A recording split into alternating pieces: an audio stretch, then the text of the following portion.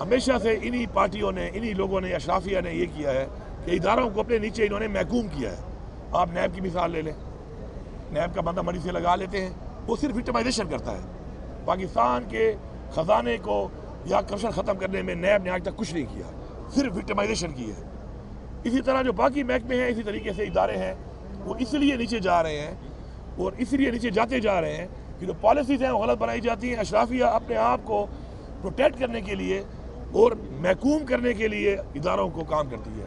اب جس طریقے سے عدلیہ، آزاد عدلیہ، اس کے اوپر اس کو آزاد نہیں چھوڑا گیا، انہوں نے اپنے بینیفٹس کے لیے عدلیہ کو ہی محکوم کر دیا۔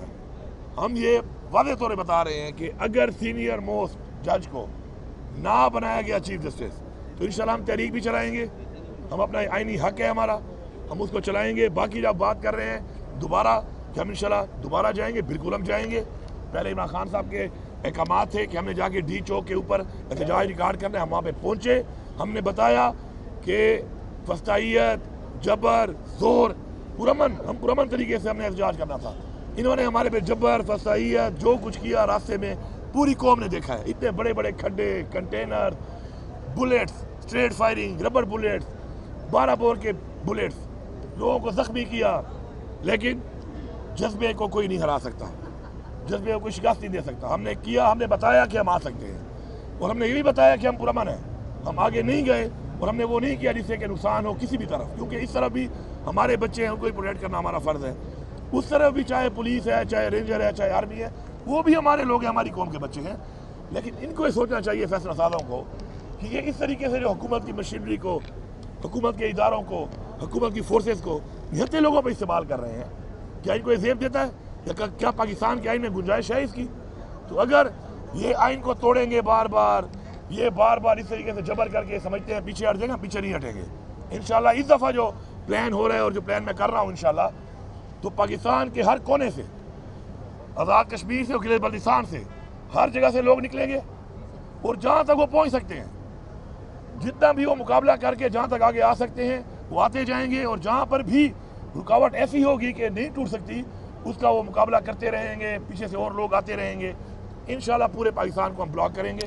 اگر ہمارے جائز مطالبے عمران خان کو رہا نہ کیا گیا، اگر ہمارا مینڈیٹ ہمیں واپس نہ کیا گیا، تو ہم اس کے بعد ایک فائنل کال جو ہوگی ہماری، وہ کہتے ہیں نا کہ فائنل کال کا مطلب یہ ہے ڈو اور ڈائی، آر یا پار ہوگا پھر، اور آر یا پار میں انشاءاللہ یہ پورا ملک بند ہوگا، اور ہمارے عوام میں جذبہ بھی ہے، ہماری عوام بہادر بھی ہے، اور انشاءاللہ ہماری عوام جو ہے پورے پاکستان سے آ کر انشاءاللہ یہ ٹارگٹ اچیو کرے گی، اور انشاءاللہ ہم اس حکومت کا تختہ الٹنے تک پھر تحریک جاری رکھیں گے۔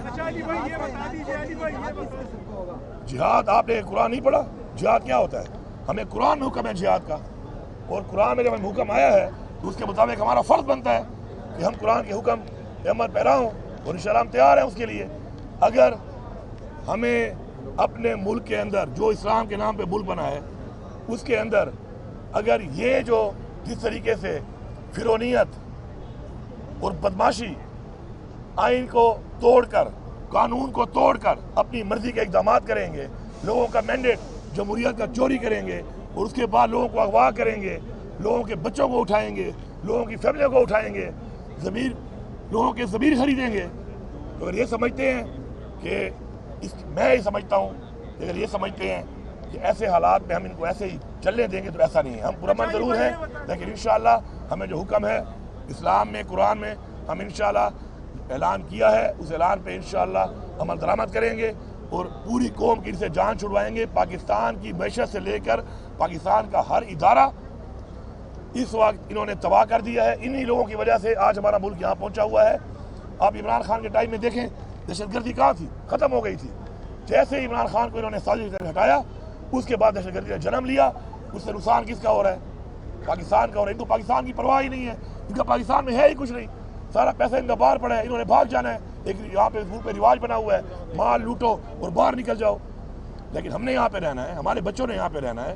ہمارا لیڈر عمران خان جو ہے وہ کہتا ہے کہ میں پاکستان میں ہی رہوں گا، اور پاکستان ہی ہمارا سب کچھ ہے، تو ہم اس پاکستان کے اوپر کمپرومائز نہیں کریں گے۔ انشاءاللہ ہم ہر حد تک جائیں گے، ہمیں جانے بھی دینی پڑی انشاءاللہ ہم جانے دیں گے، لیکن ہم ان کو بتا رہے ہیں فیصلہ سازوں کو کہ یہ نوبت نہ آنے دو، اپنے فیصلے ٹھیک کرو. اور یہ جس طریقے سے آپ کر رہے ہو, یہ جو آپ جس طریقے سے رویہ اختیار کر کے بیٹھے ہو, اگر آپ یہ سمجھتے ہو کہ یہ راستہ اپنے گھر کی طرف آپ دکھا رہے ہو, آپ کا گھر بھی سیف نہیں ہے. حالات ہمیشہ ایسے نہیں رہتے. ایسی روایات, ایسے حرکات کر کے آپ جو راستہ دکھا رہے ہو, تو یہ راستہ آپ کے گھر کو بھی جاتا ہے, آپ یاد رکھیں. اچھا علی بھائی, یہ بتا دیجئے کہ آپ لوگوں نے مجوزہ آئینی ترمیم کے حوالے سے ووٹ نہیں دیا, تو کہا جا رہا ہے کہ آپ نے ایک طرح سے ان کی حمایت کی ہے. آپ لوگوں نے صرف بائیکاٹ کیے, مخالفت میں ووٹ نہیں ڈالا. تو کہتے ہیں مخالفت پہ ووٹ نہ ڈالنا بھی ایک طرح سے اس آئین کی آپ لوگوں. دیکھیں بات یہ ہے, جب بھی کوئی اس طرح کی ترمیم پاس کی جاتی ہے تو اس کے لیے جو ترمیم پاس کرنے والے ہیں انہوں نے ووٹ پورے کرنے ہوتے ہیں اپنے. انہوں نے 2/3 اپنا پورا کرنا تھا. اور ہمارے تو لوگوں کو جس طرح اغوا کیا جا رہا تھا, اور جو حالات بنے ہوئے تھے, ہم نے تو اپنے لوگوں کو پروٹیکٹ کیا ہوا تھا, کیونکہ ان کو اغوا کر رہے تھے, ان کے پیچھے پڑے ہوئے تھے, ان کو غائب کر. ابھی بھی ہمارے بہت سے لوگ غائب ہیں. تو اس میں بندے چونکہ انہوں نے پورے کرنے ہوتے ہیں, اور وہ چاہے وہ کانفیڈنس کا ووٹ ہو, نو کانفیڈنس کا ہو, یا کوئی بھی اس طرح کی ترمیم ہو, تو اس میں ووٹنگ ان کی میٹر کرتی ہے جنہیں ترمیم پاس کرنی ہوتی ہے.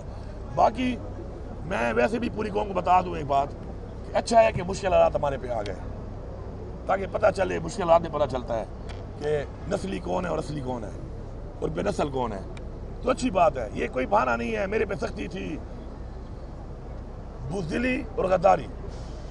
جب آپ نے چھرا گھوم دیا اپنے لیڈر عمران خان کی کمر میں, تو آپ ایک ہی زمرے میں آتے ہیں.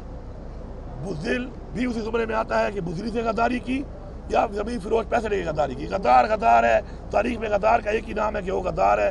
یہ سارے غداروں سے جان چھوٹ رہی ہے. اب ہمارے پاس نکھرے ہوئے, وہ کہتے ہیں نا, چھڑے ہوئے بندے انشاءاللہ نکل کے آ رہے ہیں, چاہے ہماری لیڈرشپ میں ہے, چاہے ہمارے سپورٹرز ہیں, ووٹرز ہیں, ہماری یوتھ ہے. اور ویسے بھی ہماری تو یہی پالیسی ہے کہ ہم نے اپنی اس یوتھ میں وہ لوگ آگے لے کے آنا ہے کہ جن میں وہ جذبہ اور نظریہ ہے کہ وہ پاکستان کو ٹھیک کریں. تو اچھی بات ہے, یہ روایتی لوگوں سے, یہ غداروں سے, زمین فروشوں سے جان چھوٹ رہی ہے. یوتھ کو موقع ملے گا, ینگ لوگوں کو موقع ملے گا.